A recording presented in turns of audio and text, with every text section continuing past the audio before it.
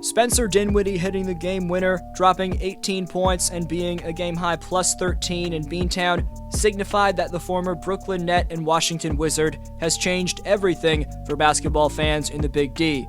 Dinwiddie and his superstar sidekick in the backcourt, Luka Doncic, have quickly established themselves as one of the most powerful duos across the association, providing Dallas with the ultimate amount of shot creation. Dorian Finney Smith signed a mid-season extension worth $52 million over 4 years, an extremely affordable contract for one of the NBA's premier shooting big men, whose 39% three-point clip ranks him 7th, just ahead of Kevin Durant in three-point percentage among power forwards.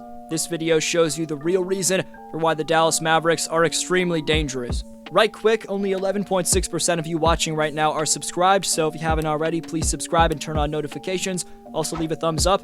It takes a few seconds and makes a massive difference. You can follow me on Instagram and Twitter at DFlowHoops, and I'll follow you back. Link is down below in the description for those two platforms. The Mavericks have the second best winning percentage among all teams in the calendar year with a 25-8 record, and with the newly acquired Spencer Dinwiddie in the lineup, they own a record of 9-2.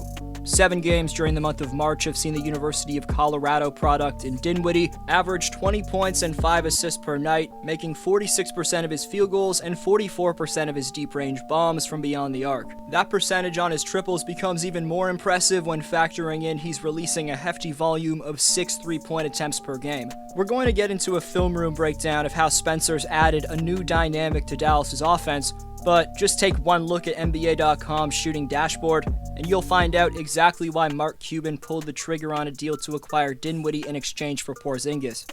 Spencer's not only a much more efficient spot-up shooter than Kristaps, but he also provides a threat that was completely unheard of in the offensive bag of the Unicorn. When he was in Dallas, while Porzingis almost never attempted a three unless it was a spot-up for a catch-and-shoot, conversely, Spencer Dinwiddie averages 1 3-point attempt per game after taking 3 to 6 dribbles, half a 3-point attempt each after 1 or 2 dribbles, and most scarily, Spencer also averages 1 3-point attempt per game after taking 7+ dribbles. The lengthy combo guard can get what he wants off the dribble, and therefore he makes Jason Kidd's offensive system a different animal to try and defend.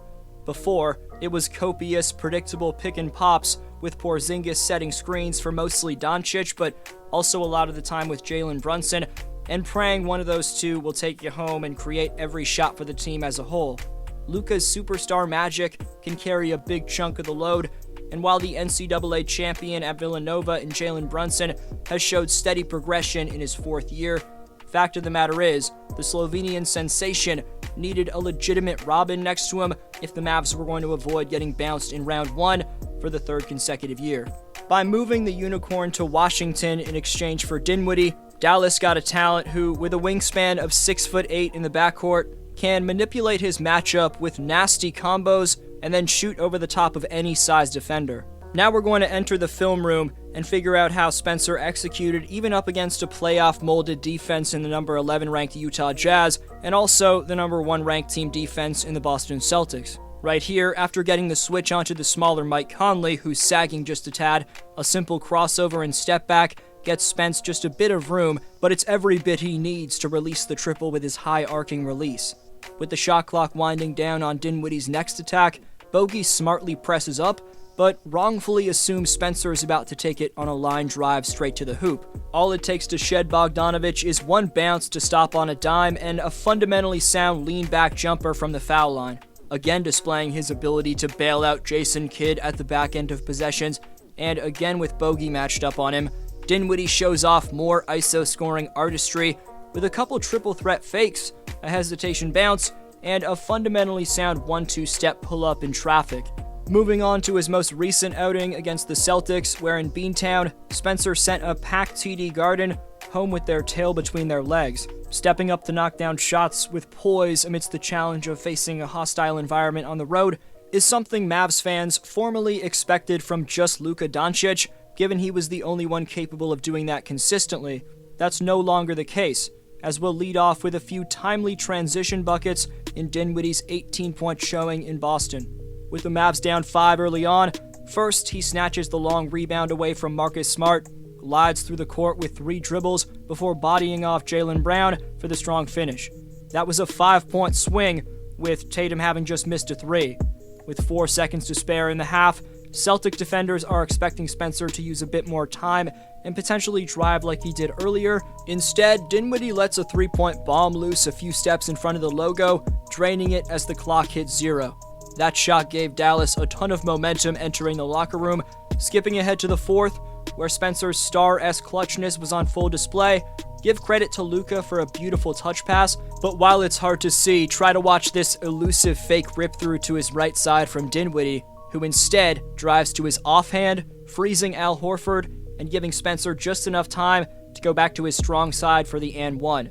But the former Colorado Buffalo's clutchest moment came when the game was tied at 92 in the dying seconds. Luka's nasty crossover and blow-by on Jaylen Brown draws the eyes of all 5 Celtic defenders. Doncic kicks it out to his right-hand man in Dinwiddie, who calmly drains the game-winning 3 with 9 seconds left on the clock.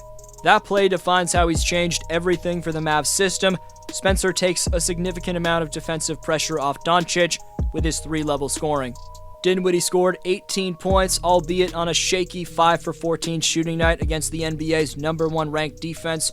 For the Celtics, all 5 of their starters scored in double figures, and despite losing a back-and-forth clash against a fellow contender, there's no denying Boston's going to be a problem in the East. But for Dallas, outside of Doncic, Dinwiddie, and Brunson, it was Dorian Finney Smith who impressed me the most. Finney Smith's one of our league's best stretch bigs, but he barely gets any attention for his quality output on both ends. In a game that had a playoff-type feel to it in terms of competitiveness and the environment in Boston, Dorian came through big time. The versatile stretch 4, who's been a valuable Dallas rotation player for the last half-decade, scored 19 points, racked up 2 steals and a block, shooting 7 for 11 from the field and 4 of 7 from 3. Finney Smith's defense on the Celtics' wing players was fundamental in the Big D's basketball club picking up yet another victory. For a 6'7" forward, DFS has elite lateral quickness, which allows him to rotate swiftly and also stick with attacking guards on the perimeter. Combine those defensive chops with Finney Smith's ability to stretch the floor and score inside pretty well on the other end, and that makes him damn valuable. You wouldn't expect it, but according to StatMuse, Dorian is currently number 1 among all Dallas Maverick players in plus-minus. What's Dorian Finney-Smith's most underrated quality? Best answer down below in the comments section gets next video shoutout. Top 5 commenters with the most shoutouts by March 21st receive free NBA merchandise of their choosing this spring, so leave your take on today's question to compete in Community Speaks. Today's Speaks winner is TJ Views, who says the Chicago Bulls at full strength can be a title contender kind of team. They have the correct players to complement one another and are one big piece away from winning a title. It will come. I am confident they will get a championship soon. They have good chemistry and want to win games. This was D Flow. I hope you have a great one, and I'll see you next video.